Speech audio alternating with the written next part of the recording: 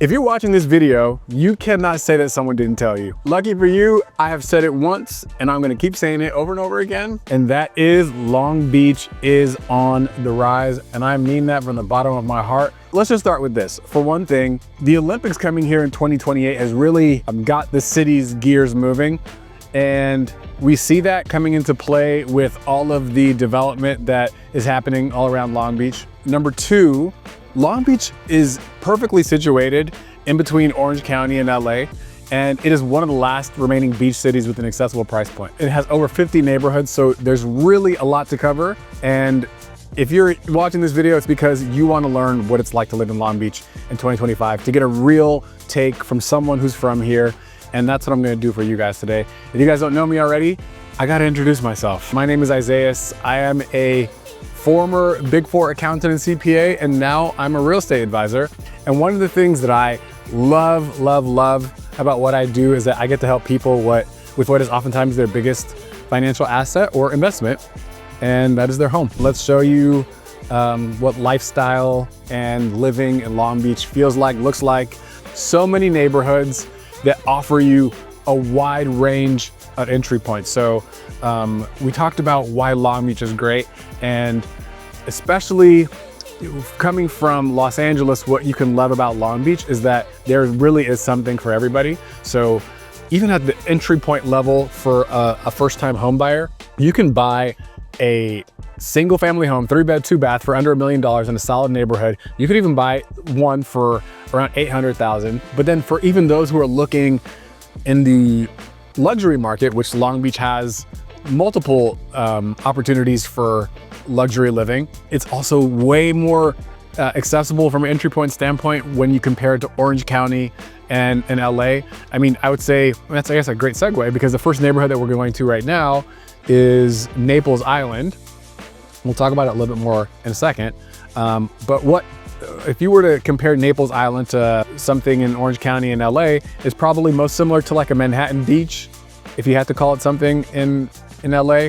And then in Orange County, it's probably similar to something like in the Newport area, but the price points are just incomparable. Here's what I love about Naples. It's a super walkable area, access to shops, which we'll see a little bit later, restaurants, everything that you want, but it's tucked away and it has a very exclusive feel. So when you look at Naples on the map, it's like a island within an island. You could see 3 separate kind of islands. It's a main island, it's the outer island, and then Treasure Island. If you want to live here, you are looking, what you'll get is something that is very exclusive, something that's very communal. The kids who grow up here, they all know each other. The name that you'll realize was influenced by Naples, Italy. So when this was first developed, it was inspired by Naples, Italy, and you see that come across in some of the street names. The fact that the area was made with canals, with people riding gondolas, the archways. It's just evident in the influence all around here. If you're looking for kind of a price point, you're looking at something on average around $2 million. The homes here are gonna be smaller lots, but I mean, really what you're getting is the community, and the homes are beautiful too. The homes are definitely beautiful. Another standout feature of Naples Island is the school, top-rated school, one of the best in Long Beach. And if you go back to what I was saying about the community feel, during the holidays, Naples hosts an annual boat parade where the people who live here, they light up their boats with lights. On the 3rd of July, they have like a huge fireworks show. So it is truly like a very insular, unique community. And it's something truly to behold. Most people who are not from here, I guess, really don't know about it, coming from LA and Orange County. But for those who know, they know. And it's important that you guys know as well. This next kind of community neighborhood that we're going to look at, which is connected by this 2nd Street area, is Belmont Shore, which is commonly known by the people who live here as the Shore. What is there to say about Belmont Shore? So this is kind of like the center of the action, okay? If people want to go grab a drink, if people want to get something to eat, if you kind of just want to be in the mix, Belmont Shore is where you want to come. So the difference in proximity between Naples and Belmont Shore is almost nothing, as you're seeing right now. But the, I guess, big deal, or the big difference here is that this is just a little bit more happening. And then with that, it comes with the fact that you're just kind of exposed to all the elements. So you're literally brushing shoulders with all of the people who are here to come eat, to come drink, to come hang, and that has its pros and cons, of course. But yeah, Shannon's Bay Shore is like a staple around here. Satan Second is a personal favorite of Loza and mine that we frequent for drinks and just for some bites. Marlena, which we just passed, some amazing kind of fusion Mediterranean food, which is really great. Okay, so like we're in Belmont Shore. If you look around here, you're gonna see one of the defining markers of the homes here are there a lot of Spanish homes, super beautiful, super accessible to the beach. The price point, entry point or average price point in the Belmont Shore area is you're looking at 1.2 to 1.3 for like a 3-bedroom Spanish home. Again, smaller lots, but beautiful in character. And then obviously, most importantly, if you just look right out ahead of me, you're looking at the water. You're looking at the Pacific Ocean, and it's just the accessibility that people love. Again, you're kind of in the mix of it all, but I think that's a good or bad thing depending on who you are. I think most people like it. If you were to try to rent in the Shore, you're probably looking at between $2,200 to $2,500 for a 1-bedroom. The next pocket that we are going to start encroaching on is what we call Bluff Park. So Bluff Park is not huge in terms of its scope or size, but if there's one thing that Bluff Park is known for, it has a historic district that really has these really beautiful and architecturally eclectic homes. I mean, you'll find everything. You'll find Spanish, you'll find craftsmen, you'll find Tudor homes, and the lots are pretty large. The only thing is there's not many of them, and they don't really go on the market that often.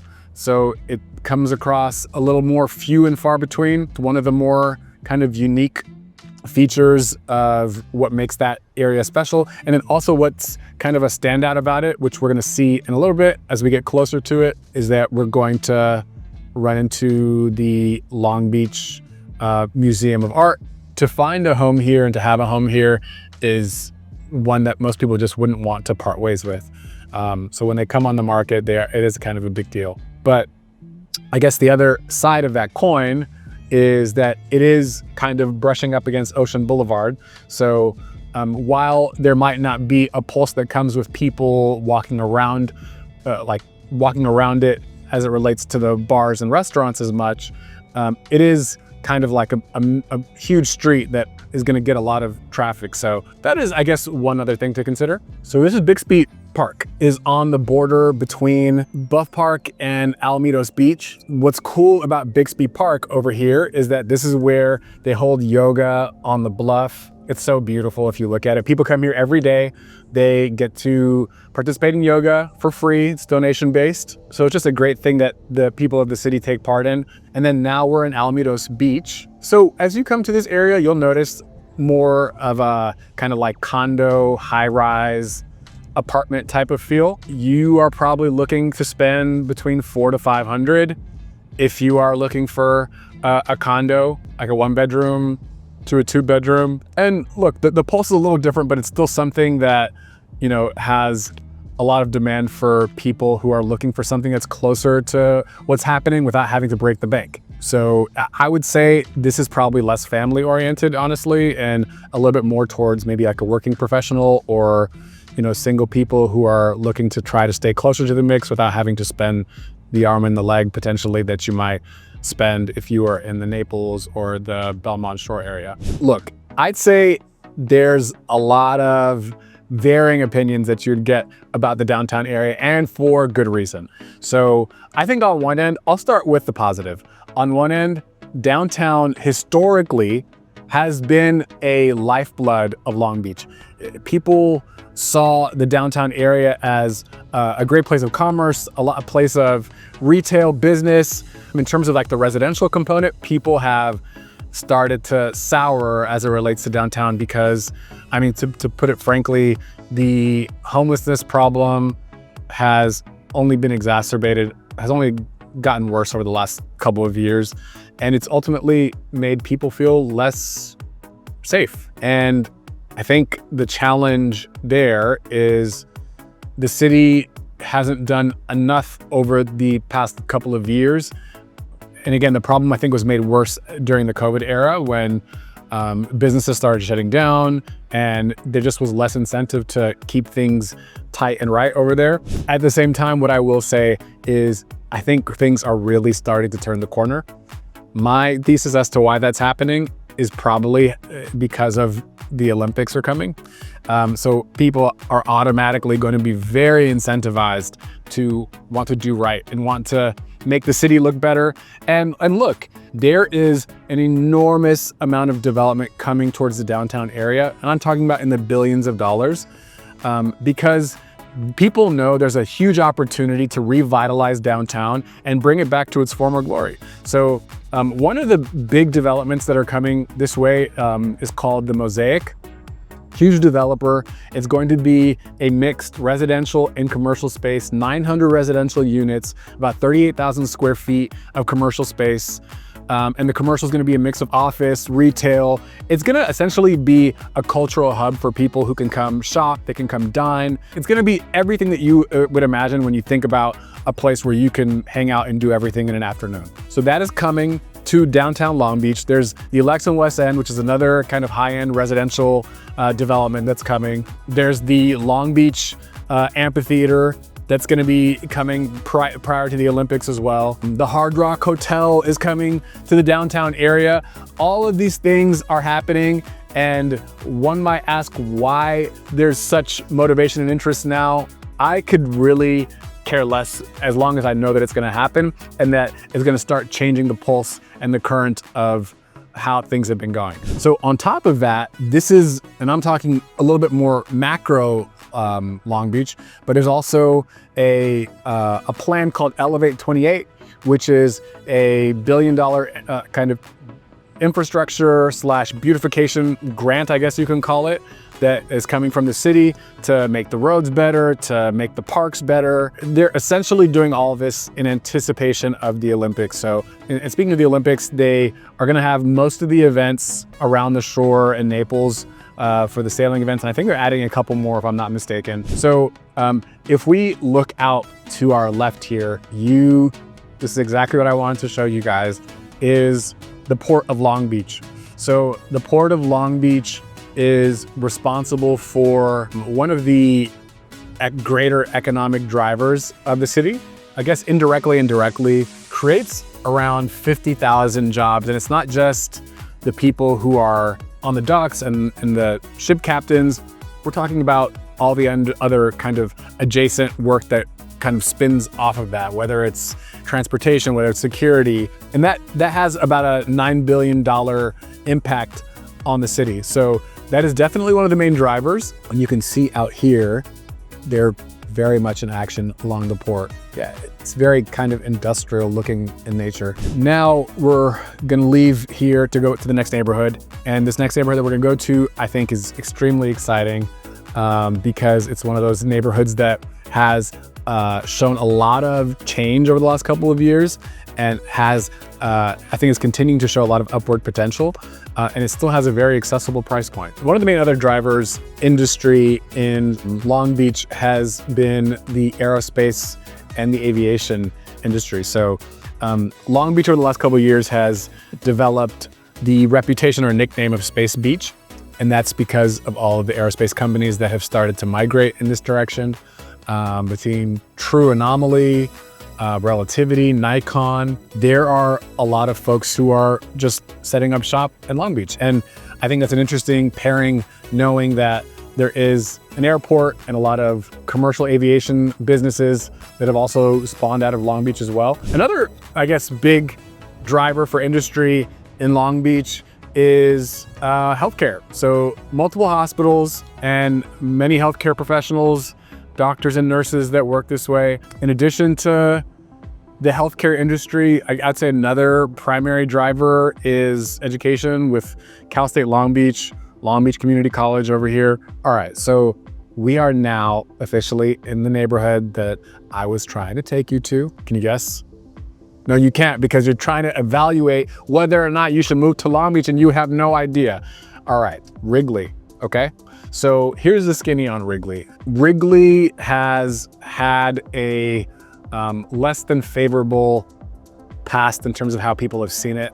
This is like a while ago, okay? This is over 10 years ago. But over the last 10 years, Wrigley has become a go-to spot for young families and just everyone really who is looking for an accessible price point in a neighborhood that is also accessible. And what you find here are homes with very distinct, like not just architecture, but it has it's a non-cookie cutter feel. So if you look at the houses here, these are just gorgeous Spanish style homes. A lot of the homes were built in like the early to mid 1900s. And the homes here, you can find like a 3-bedroom for less than $1 million. Oh, these are so cute, man. These homes are beautiful. These streets are tree lined. We have some friends who live here too, and a lot of these homes also have like these kind of secondary, I don't know if you call them granny flats or mother-in-law suites, but they make a really good use of the space. Pretty sizable lots and really nicely situated for outdoor dining as well. So I love Wrigley for that reason. In terms of its location, it's slightly north of PCH, south of the 405.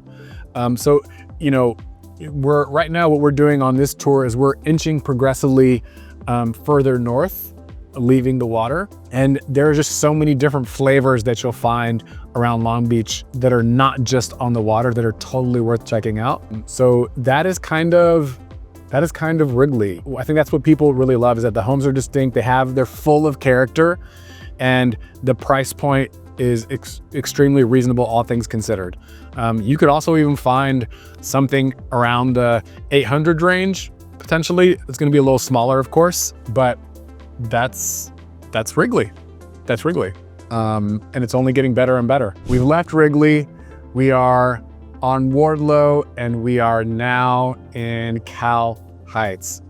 So Cal Heights is a very unique neighborhood in that it has a really distinguished historic district. The homes in Cal Heights are quaint. They have nice lot sizes. You'll find a lot of Spanish homes again, and the homes are typically 3 bedrooms, 2 bath, some 3-1s, some 2-1s that are going like in the 1-1 to 1-3 range. It's just a really nice pocket. I'm situated and tucked away in a very nice part of town, like right here as we're coming off of Wardlow. Some of them can get larger in size as well.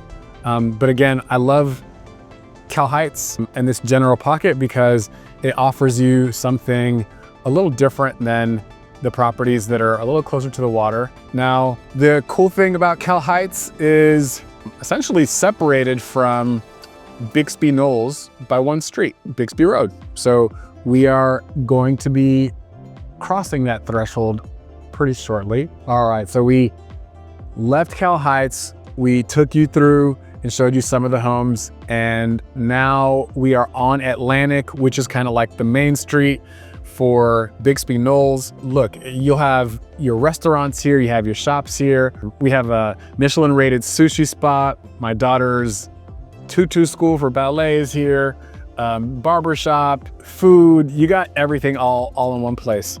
But what you'll mainly find is that Bixby is a very family-friendly, family-oriented. Everything kind of centers around that. Between First Fridays and just the kind of the location and the kind of energy around who the people are is very family oriented. I mentioned this earlier, but I showed you guys the sequence. We kind of worked west initially, then we worked up north, and now we're in the kind of northern half of Long Beach. And now that we've gotten to Bixby and the surrounding areas, so Los Cerritos is a neighborhood adjacent to Bixby Knolls. And Los Cerritos is one of my favorite neighborhoods just because the homes are gorgeous, the lots are large, and they're very unique in nature. When people talk about Los Cerritos, you should think houses in the 2 million range on average, but of course they can range up way higher than that depending on the home itself. We're crossing over into Los Cerritos right now. Let's take a look. So you'll see some craftsman homes, you'll see some Tudor homes, you'll definitely see some Spanish homes. Oh man, some Mediterranean, some mid-century. This is why I love Los Cerritos, especially when you get onto Virginia Road. The homes are truly gorgeous. If you come here during the holidays, people really go all out with the Christmas lights. And the other kind of unique feature, which you don't find a lot of elsewhere, is that the lots are huge. The homes are large. That's the kind of stuff that you don't find back towards the water. Huge lot sizes, very distinct homes, very spread out, gorgeous. This actually might be one of my favorite neighborhoods in Long Beach. You got to see it for yourself. And so this is Los Cerritos. And then connected to Los Cerritos also is probably, this is definitely considered one of the higher end neighborhoods, but then connected to Los Cerritos is a community called Virginia Country Club. And the homes within the country club are protected by a gate, and the homes there also extremely large lots. I mean, homes obviously in the upper millions. It just depends on what you're looking for. This is the entrance to Virginia Country Club, but again, it's gated, so we're probably not gonna go in today because we have no appointments in there, but it's in a Rancho Los Cerritos kind of pocket. So what also anchors Los Cerritos is the Rancho Los Cerritos Historic Home and Garden. And I do believe it's closed today, but we'll just drive past it. It's a great place to bring the family. You can do bird watching. They have reading time for the kids. They have other like art events. It's just a great place to come walk around if you just want to get some fresh air, go on a walk. So in the part of Long Beach above the 405, we looked at Cal Heights, we looked at Bixby Knolls, we looked at Los Cerritos, and then now Virginia Country Club. Virginia Country Club, Los Cerritos, again, one of the luxury markets in Long Beach, similar to the Naples Island. Two totally different flavors, but both considered luxury in Long Beach. And when you compare them to what a home in a pocket like that would cost you in Orange County and Los Angeles, it's truly not comparable. So look, we have done a lot today. We've driven a lot, we've talked a lot, I've talked a lot, but I hope you've learned a lot through the process. We are going to be doing these weekly. So if you want to learn more about Long Beach and what it's like from the eyes of a person who is a family man who loves Long Beach, who's married and loves the city that he lives in, join us. I'm looking forward to dive deeper in sharing more of what the city has to offer. If you have questions about evaluating whether or not this could be right for you and you wanna kind of talk through it, I would love to chat with you guys. Or if you are kind of like us and you are navigating the steps you wanted to determine if living in Long Beach could be right for you, I'd love to share with you what we've learned. You can email me at the email below. You can call the number, send me a text or call, and let's help you get your journey going. Anyway, my name is Isayas, and I am passionate about helping people really make sense and make the right move for the next part of their journey, especially because there's so many elements that are tied to it financially, emotionally, family dynamics. And I take real joy in helping people figure that out. So if that's someone like you and you could benefit from learning from our experiences and you're interested in Long Beach, give us a call, and I look forward to talking to you soon. Peace.